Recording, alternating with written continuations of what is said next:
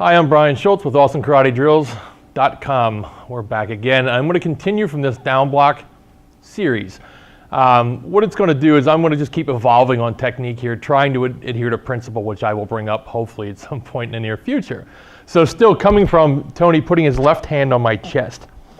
If I turn and grab any set of fingers, and I'm using a different hand this time, this will give me a certain body response. This isn't necessarily the body response I want, because Tony, if you really wanted to, could hit me from here.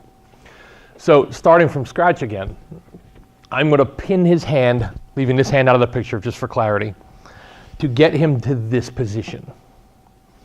I can grab his shoulder to do basically another standard down block. I'm on top of his elbow. Now this is what the down block would look like with him involved. But this is not the end-all be-all technique right now. This hand is not involved, just so you can see this. This gives me the position. Most kata would follow up with a punch. The punch is kind of obvious at this point. If you wanted to step, you could also do something a little bit more aggressive. Not necessarily needed right now.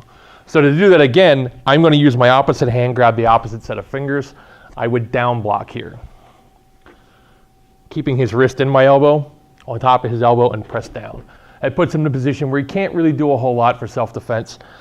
This would give me a position that he also can do something further. Grapplers would be on the ground and more comfortable. You just drive him, and now he's not able to do anything. Then as we get up, there's a series of things we can do. This can turn into a sort of flow of joint manipulation. What I can do is, starting from the original one, closing on this side. Let's turn around so they can see that. So what this looks like is when I'm closing here, I'm grabbing these two fingers and I down block. In the event that this doesn't work or it slips, I can switch hands. This is another valid joint manipulation. If this one doesn't work or he starts to slip from this, we can do what we call a pistol grip. It makes him kind of want to stand up a little bit. As he stands up, I can follow this around, take these last two fingers where we started, put him back down on the ground again.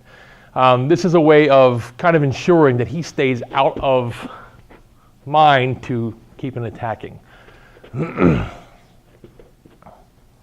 he is always in the mind of pain, even if I slip. Even though I slipped there, he still forgot to move.